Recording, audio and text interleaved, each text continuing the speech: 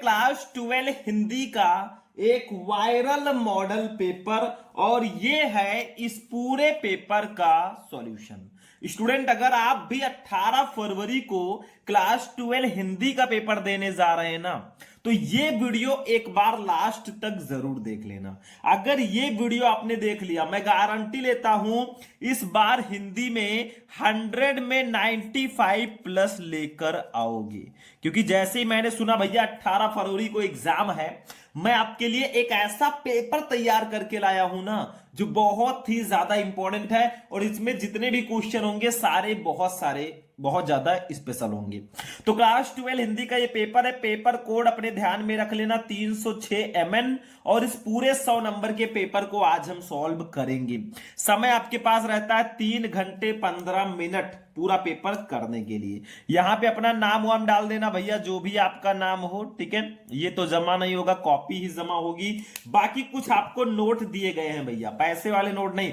देखो, प्रारंभ के 15 मिनट आपको क्वेश्चन पेपर पढ़ना है। इस प्रश्न पत्र में 2 खंड हैं, दोनों खंडों के सभी प्रश्नों का आपको उत्तर देना है, बस हो गया। अब चलिए पेपर को स्टार्ट करते हैं। इससे पहले आप वीडियो को लाइक कर देना, चैनल को भी सब्सक्राइब करके रखना ताकि ऐसे ऐसे वीडियोस आपको टाइम से मिलते रहें। सबसे पहले देखो बच्चों, हमारा हिंदी का पेपर 2 खंड में होगा। सबसे पहले आता है खंड का, जो कि होगा पूरे 50 नंबर का। उसके बाद में होगा खंड खा, ठीक है। खंड का में आपके बहुविकल्पीय प्रश्न, गद्यांश, पद्यांश, साहित्यिक परिचय, कहानी, खंड का भी ये रहेंगे। खंड खा में भी आपके बहुत सारे टॉपिक रहेंगे। चलो एक एक क्वेश्चन का आंसर देखते हैं, ध्यान से समझो। गद्यांश पद्यांश सबको मैं सॉल्व कराऊंगा, जब मत लेना टेंशन जब तक है आपके भैया शुभम। देखो फर्स्ट का कल्पलता के लेखक कौन है बताओ। कल्पलता के लेखक कौन है? महावीर प्रसाद द्विवेदी, प्रोजी सुंदर रेड्डी, वासुदेव शरण अग्रवाल या प्रेमचंद। भैया कल्पलता के जो लेखक हैं वासुदेव शरण अग्रवाल जी हैं, आप सभी को पता होगा। आपके 12th में इनका फर्स्ट चैप्टर ही है गद्यांश में, राष्ट्र का स्वरूप, और इस चैप्टर को हमारे वासुदेव शरण अग्रवाल जी ने लिखा है, जो कि कल्पलता के भी लेखक हैं। तो आप क्या करना, जितने भी लेखक हैं, जितने भी कवि हैं, सबका साहित्यिक परिचय और उनकी रचनाओं को पढ़ लेना। उधर 5 नंबर 10 नंबर फिक्स और इधर भी आपका ऑब्जेक्टिव फिक्स, ठीक है। दूसरा खा, हरिशंकर प्रसाद की जैसे उनके दिन फिरे किस विधा की रचना है? मतलब हरिशंकर प्रसाद जी की एक रचना है जैसे उनके दिन फिरे, ये किस विधा की रचना है? उपन्यास, कहानी, निबंध या नाटक? भैया सिंपल सा है, ये कहानी है। हरिशंकर प्रसाद जी का जो रचना है जैसे उनके दिन फिरे, ये एक कहानी है। सेकंड ऑप्शन सही है। गा वाला क्वेश्चन देख लो फटाफट। चलो भैया, पूरे 100 नंबर का पेपर सॉल्व करना है। अभी तो मापी है मुट्ठी भर जमी हमने, अभी तो सारा आसमान बाकी है। चलो गा। आनंद कादंबरी पत्रिका के संपादक कौन थे? प्रताप नारायण मिश्र, बाल मुकुंद गुप्त, राधाचरण गोस्वामी या बद्री नारायण चौधरी प्रेमघन? भैया ये लो, ठीक है। कैसे याद रखोगे? देखो, कादंबिनी में ना आता है, प्रेम घन में भी ना आता है, ठीक है, या बद्री नारायण में भी ना आता है। तो आप समझ जाना, आनंद कादंबिनी के जो लेखक हैं वो बद्री नारायण चौधरी प्रेमघन है। दूसरा ट्रिक ये है ना कि आपके आनंद कादंबिनी में, आनंद में एक ना आया है, कादंबिनी में भी एक ना, यानी कि 2 ना, और बद्री नारायण में ना एक और प्रेमघन में एक ना, 2 यहां पे भी ना है। तो आप समझ जाना आनंद कादंबिनी के लेखक है बद्री नारायण चौधरी प्रेमघन। ये एक छोटा सा ट्रिक मैंने बताया भाई, ताकि आप लोगों को थोड़ा इजी रहे। घा वाला देखो, मेरी असफलताएं किस विधा की रचना है बताओ। मेरी असफलताएं किस विधा की रचना है? डायरी, आत्मकथा, जीवनी या संस्मरण? अरे भैया आत्मकथा है। सेकंड ऑप्शन फटाफट टिक कर दो। देखो आपके पास टाइम बिल्कुल भी नहीं है। जो बच्चे कहते हैं सर जी तैयारी कैसे होगी, उनके लिए बेस्ट सॉल्यूशन है, बेस्ट क्लास है। ध्यान से समझो। अंगा नंबर, द्विवेदी युग के लेखक कौन है? सदल मिश्र, मोहन राकेश, सरदार पूर्ण सिंह या हजारी प्रसाद द्विवेदी? अरे भैया मोहन राकेश जी जो हैं ये द्विवेदी युग के लेखक है। सेकंड ऑप्शन ऐसे टिक कर दो, ठीक है। तो आपके 5 क्वेश्चन हो गए हिंदी गद्य के इतिहास से, हिंदी गद्य साहित्य से, ठीक है। अब 5 क्वेश्चन जो हमारे होंगे वो हिंदी पद्य साहित्य से भी रहेंगे, यानी कि टोटल 10 क्वेश्चन। दूसरे का देखो, विनय पत्रिका किस काल की रचना है बताओ। विनय पत्रिका किस काल की रचना है? आदिकाल, भक्तिकाल, रीतिकाल या आधुनिक काल? अरे भैया ये भक्तिकाल की रचना है। अब आप लोग बताइएगा विनय पत्रिका के रचनाकार कौन है? देखते हैं कितने स्टूडेंट इसका सही जवाब देते हैं। मैं आशा करूंगा आप सभी इसका सही आंसर देंगे। विनय पत्रिका के रचनाकार कौन है, कवि कौन है बताओ फटाफट। चलो खा वाला, छायावाद की विशेषता क्या है? छायावाद की विशेषता है क्या? उपदेशात्मक वृत्ति, इतिवृत्तात्मकता, सौंदर्य और प्रेम या श्रृंगार वर्णन। अरे भैया सौंदर्य और प्रेम जो है ना छायावाद की विशेषता है। छायावादी कवियों में जयशंकर प्रसाद, महादेवी वर्मा, सुमित्रानंद पंत, सूर्यकांत त्रिपाठी, निराला, ये सब आते हैं। प्रेम और सौंदर्य काफी है इनमें। गा निम्नलिखित में से हरियोध की रचना नहीं है। इसमें से कौन सी रचना अयोध्या सिंह उपाध्याय हरियोध जी की नहीं है। देखो ज्यादातर अपने ही सब्जेक्ट के, अपने ही गद्यांश और पद्यांश के जो लेखक और कवि हैं उन्हीं की रचनाओं से रिलेटेड क्वेश्चंस हैं। तो देखो कौन है जो हरियोध जी की रचना नहीं है। चुभते चौपदे, रस कलश, वैदेही वनवास या अनघ। तो इसका राइट आंसर होगा अनघ। अनघ जो है ये हरियोध जी की रचना नहीं है। बाकी तीनों हैं। घा वाला देखो, निम्नलिखित में से एक चंपू काव्य कौन सा है। चंपू काव्य पंचवटी, द्वापर, यशोधरा या सिद्धराज। भैया राइट आंसर होगा यशोधरा। यशोधरा जो है ये एक चंपू काव्य। अंगा नंबर, अष्टछाप के कवि नहीं है। कौन है जो अष्टछाप के कवि नहीं है। परमानंद दास, गोविंद स्वामी, ईश्वर दास या नंददास। भैया इसका राइट आंसर होगा ईश्वर दास जी जो है ना, अंगा तीसरा नंबर, अंगा का तीसरा सही होगा। जो ईश्वर दास जी हैं ये अष्टछाप के कवि नहीं है। थर्ड ऑप्शन आंख बंद करके टिक कर देना। हो गया भैया 5 क्वेश्चन। ये भी कुल 10 क्वेश्चन रहेंगे बहुविकल्पीय, 10 नंबर मिलेंगे। कुछ बताएं यहां से यहां तक, इसकी व्याख्या अपने शब्दों में कर दो। चौथा, तीसरा, किन रूपों में, देखो 2-2 नंबर आपका कंप्लीट हो रहा है। किन रूपों में राष्ट्रीय जन अपने अपने मानसिक भावों को प्रकट करते हैं। तो ये देखो सीधा सीधा आंसर, ये देखो साहित्य, कला, नृत्य, गीत, आमोद प्रमोद, अनेक रूपों में राष्ट्रीय जन अपने अपने मानसिक भावों को प्रकट करते हैं। सीधा सीधा आंसर दिया है। सोचो 2 नंबर कंप्लीट हो गया यहां पर भी, बस ढूंढना है। चौथा, सहृदय व्यक्ति किसको स्वीकार करते हुए आनंदित होता है। तो ये देखो आंसर, जो व्यक्ति सहृदय है वो प्रत्येक संस्कृति के आनंद पक्ष को स्वीकार करता है और उससे आनंदित होता है। बस यही उठाकर लिख देना है। पांचवा, प्रस्तुत पंक्तियों में लेखक ने राष्ट्र के किस स्वरूप पर प्रकाश डाला है। अरे प्रस्तुत पंक्तियों में लेखक ने विविध संस्कृति वाले राष्ट्र की एक सूत्रता और उसके एकीकृत स्वरूप पर प्रकाश डाला है। ठीक है, बस हो गया भैया। अब आंसर लिखोगे कैसे, देखो ध्यान से आंसर कैसे लिखेंगे। आंसर लिखने के लिए आपको सबसे पहले ऐसे लिखना होगा, प्रश्नोत्तर संख्या ऊपर डाल देना, फिर साहित्य, कला डॉट डॉट डॉट डॉट करके स्वास्थ्यकर है। फर्स्ट क्वेश्चन है, उपृत गद्यांश के पाठ और लेखक का नाम लिखिए। भैया ऐसे लिख देंगे, फर्स्ट संदर्भ। देखो संदर्भ में दोनों का नाम आ जाता है, या तो आप डायरेक्टली भी लिख सकते हो, पाठ का नाम, राष्ट्र का स्वरूप, लेखक का नाम वासुदेव शरण अग्रवाल। हम ऐसे लिखेंगे, प्रस्तुत गद्यांश हमारी पाठ्यपुस्तक के गद्य भाग में संकलित एवं भारतीय संस्कृति के अध्येता डॉक्टर वासुदेव शरण अग्रवाल द्वारा लिखित राष्ट्र का स्वरूप शीर्षक निबंध से अवतरित है। 2 नंबर फिक्स। ये हो गया लेखक का नाम, ये पाठ का नाम, 2 नंबर हो गया आपके नाम। दूसरा देखो बच्चों क्वेश्चन क्या है, रेखांकित अंश की व्याख्या कीजिए। इसकी व्याख्या करनी है, जो यहां से यहां तक लाइन जिसके नीचे है। देखो साहित्य, कला, नृत्य, गीत, आमोद प्रमोद, अनेक रूपों में राष्ट्रीय जन अपने अपने मानसिक भावों को प्रकट करते हैं। आत्मा का जो विश्वव्यापी आनंद भाव है वो इन विविध रूपों से साकार होता है। यद्यपि बाह्य रूप की दृष्टि से संस्कृति के ये बाहरी लक्षण अनेक दिखाई पड़ते हैं, किंतु आंतरिक आनंद की दृष्टि से उनमें एक सूत्रता है। हम इसको ऐसे लिखेंगे, थोड़ा चेंज करके लिख देना भैया। हिंदी वाले को इंग्लिश में नहीं लिखना है, बस इसी को थोड़ा बहुत अपनी तरफ से स्टाइल से चेंज करके लिख दो, नंबर मिल जाएगा। देखो लिखो, लेखक कहते हैं कि एक ही राष्ट्र के भीतर अनेकानेक उप संस्कृतियां फलती फूलती हैं। इन संस्कृतियों के अनुयायी नाना प्रकार के आमोद प्रमोद में अपने हृदय के उल्लास को प्रकट किया करते हैं। साहित्य, कला, नृत्य, गीत इत्यादि संस्कृति के विविध अंग हैं। इनका प्रस्तुतिकरण उस आनंद की भावना को व्यक्त करने के लिए किया जाता है जो संपूर्ण विश्व की आत्माओं में विद्यमान है। बस हो गया, 2 नंबर यहां पर भी फिक्स हो चुका है। तीसरा क्वेश्चन देख लो, किन रूपों में राष्ट्रीय जन अपने अपने मानसिक भावों को प्रकट करते हैं। तो नीचे इसका आंसर दिया गया है, देखो साहित्य, कला, नृत्य, गीत, नृत्य, आमोद प्रमोद, अनेक रूपों में राष्ट्रीय जन अपने अपने मानसिक भावों को प्रकट करते हैं। 2 नंबर यहां पर भी फिक्स है। चौथा क्वेश्चन, सहृदय व्यक्ति किसको स्वीकार करते हुए आनंदित होता है। तो देखो लिखा है, सहृदय व्यक्ति ही प्रत्येक संस्कृति के आनंद पक्ष को स्वीकार करते हुए आनंदित होता है। 2 नंबर यहां पर भी फिक्स। 5वां क्वेश्चन देख लो बच्चों, प्रस्तुत पंक्तियों में लेखक ने राष्ट्र के किस स्वरूप पर प्रकाश डाला है? तो प्रस्तुत पंक्तियों में लेखक ने विविध संस्कृति वाले राष्ट्र की एक सूत्रता और उसके एकीकृत स्वरूप पर प्रकाश डाला। कितना इजी हो जाता है।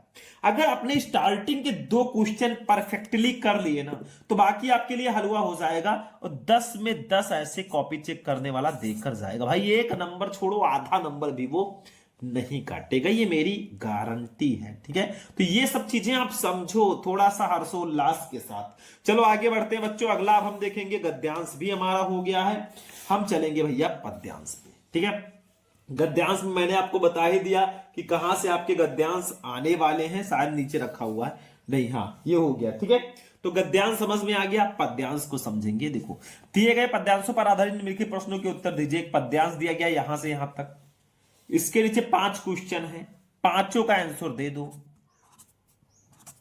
10 नंबर ले जाओ। नहीं पता तो अथवा लगा, ये दूसरा वाला पद्यांश में दिया गया है कैकेयी का अनुताप चैप्टर का, इसको भी आप कर सकते हो। हम इसी को करेंगे भैया।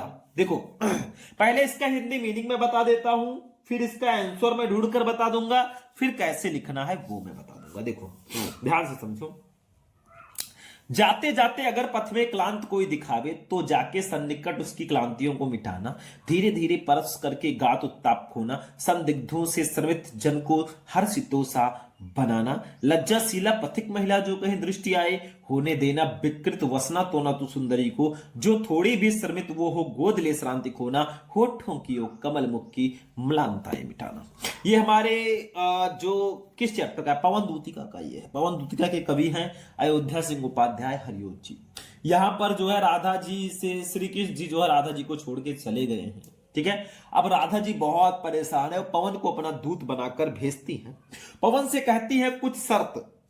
देखो वो कहती हैं, जाते जाते, अगर जाते जाते पथ में, यानी कि अगर तुम्हें रास्ते में क्लांत कोई दिखावे, ठीक है, क्लांत का मतलब थका हुआ कोई दिखावे, तो जाके तो जाना उसके सन्निकट पास, उसकी क्लांतियों को, उसकी थकावट को मिटा देना।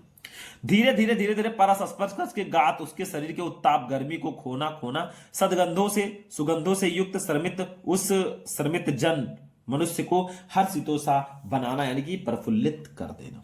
मतलब राधा पवन दूतिका से आगे कहती है कि मार्ग में तुम्हें कोई थका हारा व्यक्ति मिल जाए तो तुम उसके पास चले जाना, फिर धीरे धीरे उसके शरीर को स्पर्श कर उसके दुख संताप को मिटा देना, साथ ही उसके चारों ओर अपनी सुगंध बिखेर कर उस थके हुए व्यक्ति को प्रफुल्लित कर देना। फिर कहती हैं, लज्जाशीला पथिक महिला जो कहीं दृष्टि आवे। लज्जाशीला लाजवंती पथिक महिला, पथिक स्त्री, पथिक का मतलब मुसाफिर या यात्री, कोई स्त्री जो अगर दृष्टि आवे तुम्हें दिखाई दे, होने देना तो मत होने देना विकृत वसना, उसको वस्त्र को अस्त व्यस्त ना तो सुंदरी को वो कहती हैं आगे कि अगर तुम्हें कोई रास्ते में लाजवंती स्त्री दिखाई दे तो उसके वो इतनी तेजी से मत बहना कि उसके वस्त्र जो हैं अस्त व्यस्त हो जाए। पवन का मतलब हवा ही, तो अब हवा तेजी से चलेगी भाई तो कपड़े इधर उधर होंगे ही। जो थोड़ी भी श्रमित हो, अगर वो थोड़ी सी भी थकी हो, गोद ले, उसे अपनी गोद में लेकर श्रांति खोना, उसकी थकावट को मिटा देना, और होठों की ओर और उसके होठों की ओर कमल सदृश मुख की मलानताएं मलिनता को मिटाना, हरा लेना।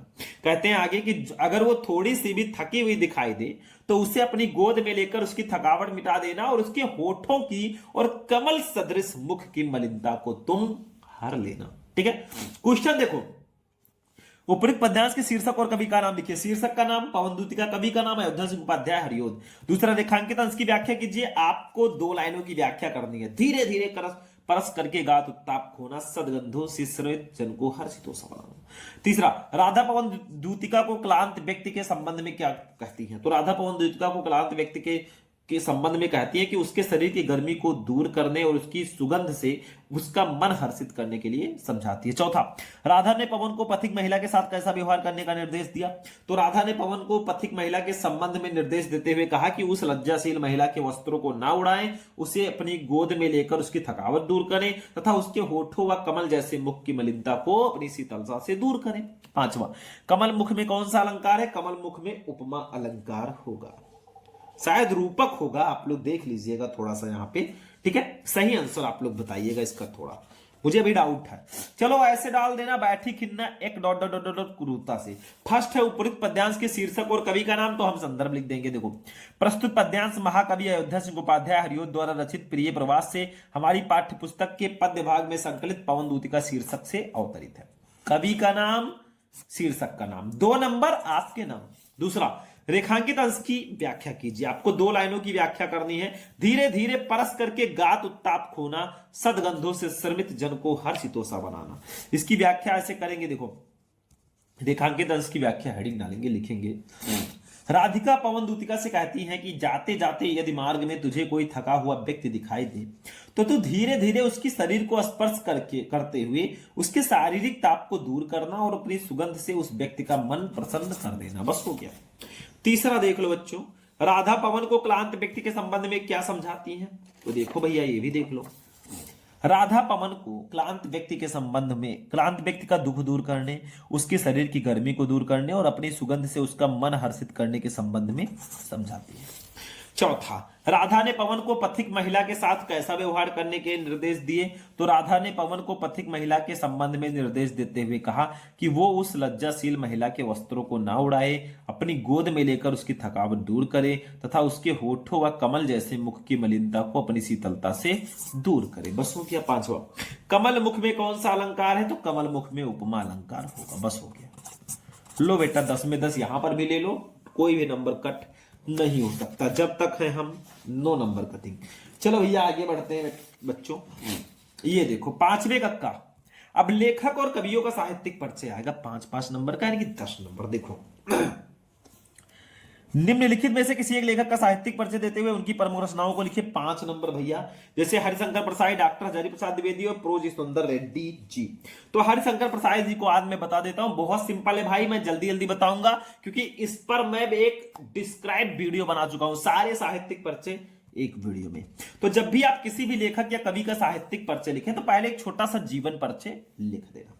जीवन परिचय आप ऐसे भी लिख सकते हैं या संक्षिप्त परिचय भी आप बॉक्स बनाकर लिख सकते हो, दोनों तरीका सही है। तो देखो, जीवन परिचय, जीवन परिचय में आपको लिखना है इनका जन्म, जन्म स्थान, मृत्यु, शिक्षा दीक्षा, ये सब। तो मध्य प्रदेश में इटारसी के निकट जमानी नामक स्थान पर हिंदी के सुप्रसिद्ध व्यंग्यकार हरिशंकर प्रसाद का जन्म 22 अगस्त 1924 को हुआ। यह लाइन बहुत इंपॉर्टेंट है। इनकी प्रारंभिक शिक्षा मध्य प्रदेश में हुई। नागपुर विश्वविद्यालय से हिंदी में एमए करने के बाद इन्होंने कुछ वर्षों तक अध्यापन कार्य किया। हरिशंकर प्रसाद जी साप्ताहिक हिंदुस्तान, धर्मयुग तथा अन्य पत्र पत्रिकाओं में नियमित रूप से लिखते रहे। 10 अगस्त 1995 को ये यशस्वी साहित्यकार परलोकवासी हो गया। बस साहित्यिक परिचय मेन हेडिंग जो आपको 3 नंबर देकर जाएगी। देखो, साहित्यिक परिचय में आपको लिखना है इनका हिंदी साहित्य में कैसा परिचय, कैसी रचनाएं करते थे, क्या क्या लिखते थे और किस प्रकार के ये लेखक थे, ये सब आपको साहित्यिक परिचय में लिखना है। देखो, व्यक्ति और समाज के नैतिक एवं सामाजिक दोषों पर मार्मिक प्रहार करने वाले व्यंग प्रधान निबंधों के लेखन में अग्रणी शब्द और उसके भाव के पारखी परसाई जी की दृष्टि लेखन में बड़ी सूक्ष्मता के साथ उतरती थी। साहित्य सेवा के लिए इन्होंने नौकरी को भी त्याग दिया। वर्षों तक आर्थिक विषमताओं को झेलते हुए भी ये वसुधा नामक साहित्यिक मासिक पत्रिका का प्रकाशन एवं संपादन करते रहे। पाठकों के लिए हरिशंकर प्रसाद एक जाने माने और लोकप्रिय लेखक थे। थोड़ा बहुत आप और बढ़ाकर लिख सकते हैं, किसी और बुक से याद किया वो भी लिख सकते हो, नो प्रॉब्लम। 3 number complete. रचनाएं देख लो, इनकी प्रमुख रचनाएं निम्न है। कहानी संग्रह में हंसते हैं रोते हैं जैसे उनके दिन फिरे, उपन्यास में रानी नागफनी की कहानी तट की खोज, निबंध संग्रह में तब की बात और थी, भूत के पांव पीछे, बेईमान की परत, पगडंडियों का जमाना, सदाचार का ताबीज, शिकायत मुझे भी है और अंत में ठिठुरता गणतंत्र, विकलांग श्रद्धा का दौर। बस इतनी रचनाएं हैं बच्चों। 2 नंबर इसका, यानी कि 5 में 5 ऐसे आपको देगा। कौन? कॉपी चेक करने वाला। चलो भैया अगला देख लो। कवियों में आ जाते हैं हम लोग। ये देखो, कवियों में खा, निम्नलिखित में से किसी एक कवि का साहित्यिक परिचय देते हुए उनकी प्रमुख रचनाओं का उल्लेख करो भैया। फर्स्ट है रामधारी सिंह दिनकर, जयशंकर प्रसाद, सुमित्रानंदन पंत। तो हम किसका देख लें? हम देख लेते हैं रामधारी सिंह दिनकर जी का। सेम पहले जीवन परिचय लिखो। श्री रामधारी सिंह दिनकर का जन्म 30 सितंबर 1908 को जिला मुंगेर बिहार के सिमरिया नामक ग्राम में हुआ था। इनके पिता का नाम श्री रवि सिंह और माता का नाम श्रीमती मनरूप देवी था। इनकी प्रारंभिक शिक्षा गांव की पाठशाला में ही हुई और इनका स्वर्गवास 24 अप्रैल 1974 ईस्वी को मद्रास चेन्नई में हो गया। साहित्यिक परिचय, दिनकर जी की सबसे प्रमुख विशेषता उनकी परिवर्तनकारी सोच रही है। उनकी कविता का उद्भव छायावाद युग में हुआ और वह प्रगतिवाद, प्रयोगवाद, नई कविता आदि युगों से होकर गुजरी। इस दीर्घ काल में जो आरंभ से अंत तक उनके काव्य में रही वो है उनका राष्ट्रीय स्वर। दिनकर जी राष्ट्रीय भावनाओं के ओजस्वी गायक रहे हैं। इन्होंने देशानुराग की भावना से ओतप्रोत, पीड़ितों को प्रति सहानुभूति की भावना से परिपूर्ण तथा क्रांति की भावना जगाने वाली रचनाएं लिखी है। 3 नंबर फिक्स। रचनाएं देख लो। दिनकर जी की रचनाएं निम्न है। काव्य रचना में रेणुका, हुंकार, कुरुक्षेत्र, उर्वशी। कविता संग्रह में रसवंती, द्वंद्व गीत, सामधेनी, बापू, इतिहास के आंसू, धूप और धुआं, नीम के पत्ते, नील कुसुम, चक्रवाल, कविश्री, सीपी और शंख, परशुराम की प्रतीक्षा, स्मृत तिलक, हारे को हरनामा आदि। बाल साहित्य में धूप, छाह, मिर्च का मजा, सूरज का ब्याह। बस हो गया 2 नंबर इसका भी, यानी कि 5 नंबर ये लो भाई हो गया। आगे बढ़ेंगे, ज्यादा टाइम वेस्ट नहीं करेंगे। अभी तो मापी है मुट्ठी भर जमी हमने, अभी तो सारा आसमान बाकी है। अभी तो 50 नंबर का पेपर भी हमने नहीं किया है। 6 नंबर, पंचलाइट अथवा बहादुर कहानी का सारांश लिखिए। भैया कहानी आ गई है, 100% फिक्स टॉपिक है। जैसे जीवन परिचय है वैसे ये भी कहानी में पंचलाइट, बहादुर, ध्रुव यात्रा, 2-3 कहानी पढ़ लो, बहुत है। नहीं पता तो अथवा लगाए, ध्रुव यात्रा अथवा लाठी कहानी के उद्देश्य पर प्रकाश डालिए, शब्द सीमा 80। मतलब 4 ऑप्शन आपको मिल रहे हैं, करना एक है। पंचलाइट कहानी का सारांश लिख दो या बहादुर कहानी का सारांश लिख दो। दोनों नहीं पता, ध्रुव यात्रा कहानी का उद्देश्य लिख दो। ये भी नहीं पता, लाठी कहानी का उद्देश्य लिख दो। भाई हम लिखेंगे आज पंचलाइट कहानी का सारांश। ये कहानी मैं कई बार आपको बता चुका हूं, कोई पहली बार नहीं है, तो इसको समझते हैं। देखो, पंचलाइट रेणु जी की आंचलिक कहानी है। कहानी में बिहार के एक पिछड़े गांव के परिवेश का सुंदर चित्रण किया गया है। रेणु का मतलब फणीश्वर नाथ रेणु जी की। होता क्या है, बिहार की एक महतो टोली है जिसमें अशिक्षित लोग हैं। उन्होंने रामनवमी के मेले में पेट्रोमैक्स खरीदा, जिसे वे पंचलाइट बोलते हैं। पंचलाइट को ये सीधे साधे लोग सम्मान की चीज समझते हैं। पंचलाइट को देखने के लिए टोली के सभी बालक, औरतें और मर्द इकट्ठा हो जाते हैं। सरदार अपनी पत्नी को आदेश देता है कि शुभ कार्य करने से पहले वो पूजा पाठ का प्रबंध कर ले। बताओ, पंचलाइट को इतनी बड़ी चीज समझते हैं ना कि उसको जलाने से पहले पूजा पाठ का पूरा प्रबंध किया जा रहा है। इतने पिछड़े हैं। आगे देखो, सभी उत्साहित हैं, परंतु समस्या उठती है कि पंचलाइट जलाएगा कौन। सीधे साधे लोग पेट्रोमैक्स को जलाना भी नहीं जानते। अब होगी हमारे हीरो की एंट्री। होता क्या है, इसी टोली में गोधन नाम का एक युवक रहता है, हीरो। वो गांव की मुनरी नामक एक युवती से प्रेम करता है। गांव की एक लड़की से वो प्रेम करता है जिसका नाम मुनरी है। मुनरी की मां ने पंचों से गोधन की शिकायत की थी कि वो उसके घर के सामने से सिनेमा का गाना गाकर निकलता है। मतलब जब मुनरी की मां गुलरी काकी को लगा कि गोधन हमारे सामने से गाना गाकर निकलता है मुनरी को देखते हुए, तो उन्होंने शिकायत कर दी कि गोधन जो है हमारे घर के सामने से सलीमा का गाना गाकर निकलता है, सनम रे मैं तेरा सनम हुआ रे। इस कारण पंचों ने उसे जाति से निकाल रखा है, और इस कारण पंचायत वालों ने गोधन को जाति से निकाल रखा था, गांव से ही। मुनरी को पता है कि गोधन पंचलाइट जला सकता है। मतलब गोधन ही एक लड़का होता है ना, थोड़ा बहुत दिमाग है उसके पास, वो पंचलाइट जला सकता है। वो चतुराई से ये बात पंचों तक पहुंचा देती है। होता क्या है, अब पंचायत वाले क्या करेंगे, या तो अपनी बेइज्जती कराएंगे आसपास वाले गांव में, या तो फिर पंचलाइट जलाने के लिए गोधन को बुलाएंगे। तो पंच गोधन को पुनः जाति में ले लेते हैं, क्योंकि वो पंचलाइट को जला देता है। मुनरी की मां गुलरी काकी काफी प्रसन्न होकर गोधन को शाम के भोजन का निमंत्रण देती है। जो गुलरी काकी गोधन का शिकायत लेकर गई थी पंचायत वालों के पास, आज वो डिनर के लिए इन्वाइट करती हैं गोधन को। पंच भी अति उत्साहित होकर गोधन को कह देते हैं, तुम्हारा साथ खून माफ, खूब गाओ सलीमा का गाना, खूब गाओ सनम रे मैं तेरा सनम हुआ रे। पंचलाइट की रोशनी में लोग भजन कीर्तन करते तथा उत्सव मनाते हैं। कहानी का कथानक सजीव है। सीधे साधे अनपढ़ लोगों की संवेदनाओं को बाड़ी देने में रेणु जी समर्थ रहे हैं। इस कहानी में आंचलिक जीवन की सजीव झांकी प्रस्तुत की गई है। बस हो गया, 5 नंबर फिक्स भाई। चलो ये भी हो गया, बढ़ते चलो आगे। अब हम चलेंगे भैया नेक्स्ट पे, खंड काव्य है। भैया ये खुद से करना होता है। देखो 7वां, स्वपठित खंड काव्य के आधार पर किसी एक खंड के एक प्रश्न का उत्तर दीजिए, शब्द सीमा 80। ये खुद करना होता है, ये जिला वाइज होता है। जैसे हम यूपी से हैं, यूपी में कई जिले हैं, कुछ जिलों में मुक्त यज्ञ खंड काव्य है, कुछ जिलों में सत्य की जीत है, कुछ जिलों में रश्मि रथी है, कुछ जिलों में आलोक वृत्त है, कुछ जिलों में त्यागपति है, कुछ जिलों में श्रवण कुमार है। तो आप किस जिले से और आप में कौन सा खंड काव्य है कमेंट कर देना। खंड काव्य नहीं पता है तो आप जिला ही कमेंट कर देना। तो हमारा खंड का हो चुका है 10 नंबर का बहुविकल्पीय, 10 नंबर का गद्यांश, 10 नंबर का पद्यांश, 10 नंबर का साहित्यिक परिचय, 5 नंबर की कहानी, 5 नंबर का खंड काव्य, 50 नंबर फिक्स हो गया।